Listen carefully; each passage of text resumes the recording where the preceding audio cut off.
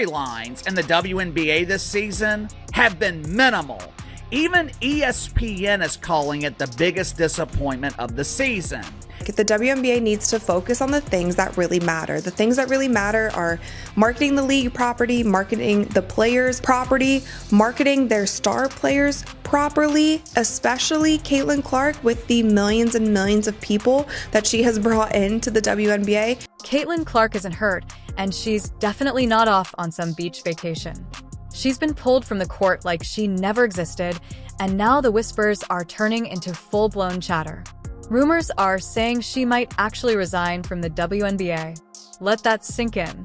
The league's biggest star, the one breaking records, selling out arenas and putting women's basketball on the map, just walking away.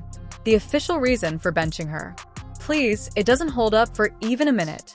And Sophie Cunningham and Lexi Hall, they're not sitting back watching this happen. They've gone Allen, calling out the nonsense, taking on the league, and flipping the WNBA story upside down in a way that's got everybody talking. 1 minute, Caitlin Clark was the heartbeat of the Indiana Fever, dropping dimes, leading in scoring, and packing arenas. The next minute, she was gone from warm-ups, not in the starting lineup, not even a whisper from coaches. And don't try to sell me the idea of strategic rest. Like this is a 38-year-old vet nursing a bad back. Clark is in peak form, averaging over 20 points and nearly 8 assists in her last stretch, while also pulling in the league's highest single-game attendance numbers. Removing her without explanation isn't a strategy, it's sabotage. Even casual fans in the stands could smell it. You're telling me the WNBA is fine sidelining the one player who single-handedly turned ticket stubs into collector's items? Please. This move felt calculated from the moment her name disappeared from the roster sheet. And for anyone defending it, ask yourself, when's the last time a healthy, dominant rookie got ice like this? You'd have better luck finding Bigfoot in a Fever jersey. Let's look at the receipts. Caitlin isn't just performing well, she's outpacing veterans in production and efficiency. Her offensive rating top 5 in the league.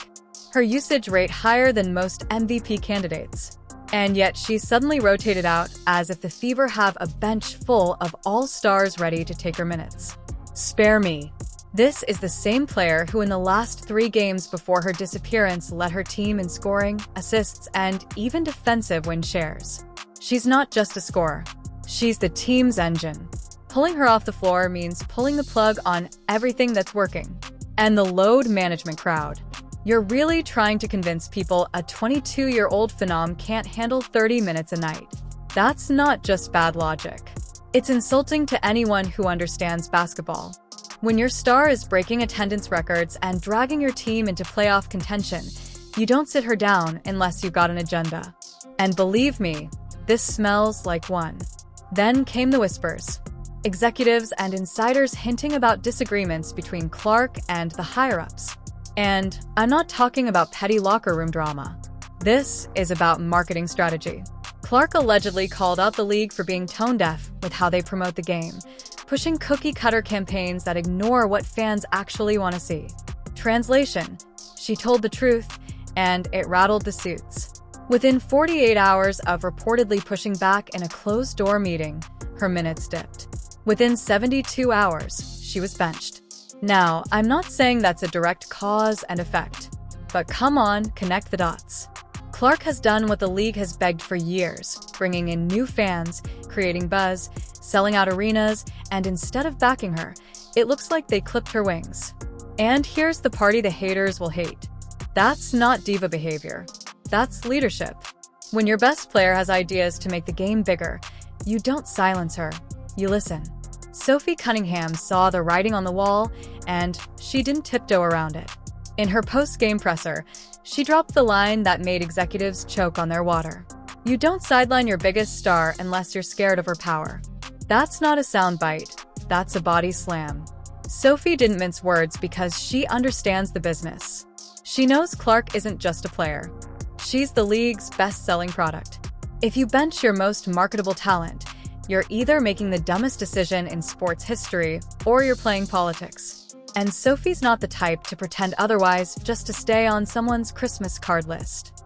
The beauty of her call out is it cut through all the noise. There was no misinterpretation, no PR spin that could water it down.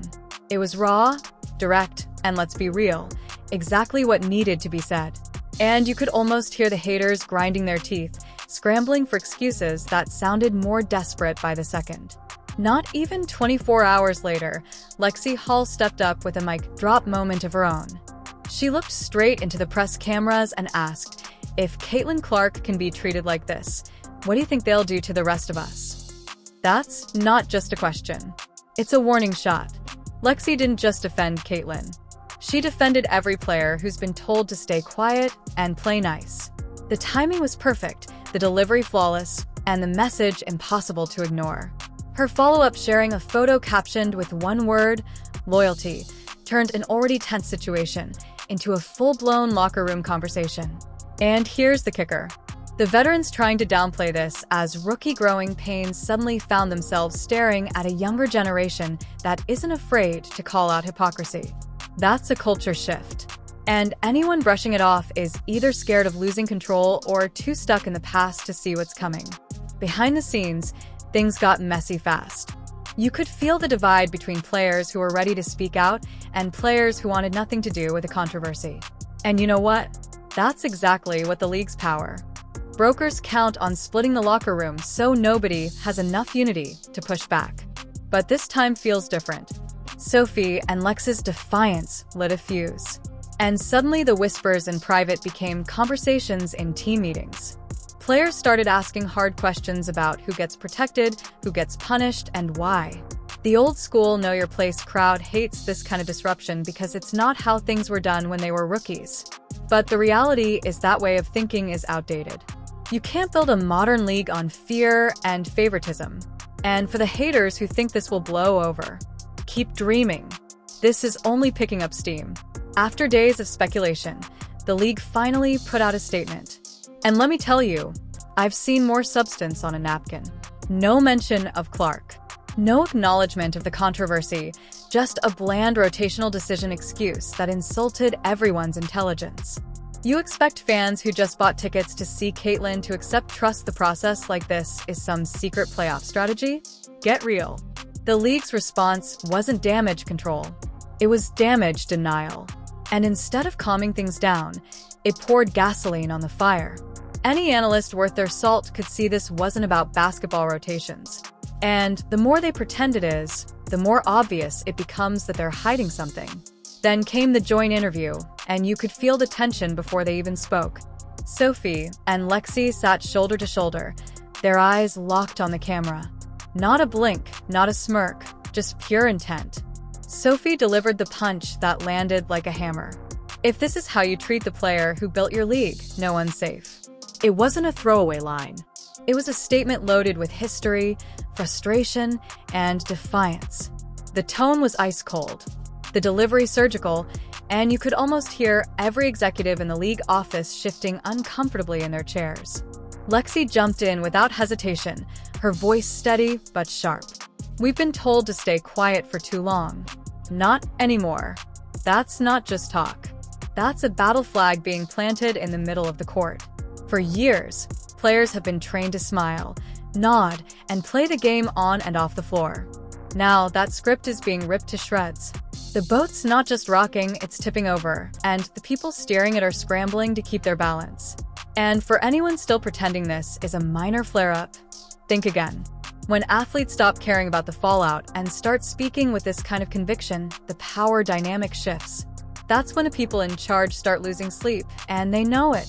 And here's where things take a turn nobody saw coming. The latest whispers floating around arenas, locker rooms, and even from a few well-connected former players. Caitlin Clark might be ready to resign from the WNBA. Yeah, you heard that right. Walk away entirely. Sounds crazy at first, right? Why would the league's biggest star even think about leaving this soon? Well, take a step back and look at the mess she's been dragged through. She went from being the poster child for the league to being benched without warning, iced out of the spotlight for reasons nobody can explain without tripping over their own words. That's not just frustrating. It's draining for someone wired to compete. Picture this. You're breaking attendance records. Your games are must-watch events. TV ratings spike every time you step on the court, and sponsors are lining up just to be associated with your name. And instead of celebrating you, the league acts like you're a threat to manage, not a player to promote. No wonder people are starting to believe these rumors. If she does walk, overseas leagues will be waiting with open arms, bigger paychecks, and the kind of superstar treatment the WNBA hasn't even offered. Sponsors, they'd follow her in a heartbeat. And if that happens, the WNBA wouldn't just lose their top player, they'd lose their heartbeat. And that's a hole you don't fill with a press release. This isn't just about one player missing a couple of games. It's about the financial backbone of the entire league being yanked out mid-season. Clark's games are an event. Arenas sell out days in advance. Concession sales skyrocket, and her jersey isn't just the top seller. It's often sold out entirely before tip-off. Her highlight reels draw more views than some teams get for their entire month of games. Without her on the floor, you don't just lose a player, you lose momentum, you lose energy, and you lose money. Suddenly, ticket returns start piling up, merch sales nosedive, and big-name sponsors start making those polite but pointed "we need to talk" phone calls. That kind of bottom-line panic should be enough to make any executive rethink their decisions. And yet, here we are watching the league gamble with its most valuable asset like it's a throwaway chip in a poker game. This isn't tough love. It's reckless business. The whole "no one player is bigger than the league" slogan sounds inspirational on paper, but in reality, the league's survival is tethered to her impact. Pretend otherwise, and you're not guarding the future, you're walking it to the edge and giving it a shove. What started as one player's mysterious benching is turning into something much bigger. Alliances are forming across teams, and the message is clear. The era of silent compliance is over. Sophie and Lexi are leading the charge, but they're far from alone. This is about reshaping the power balance in women's basketball, putting the game back in the hands of the players who actually make it worth watching. And to the haters still clinging to the idea that this is all overblown, keep telling yourself that while the foundation shifts under your feet because the real game just started and the score is far from settled.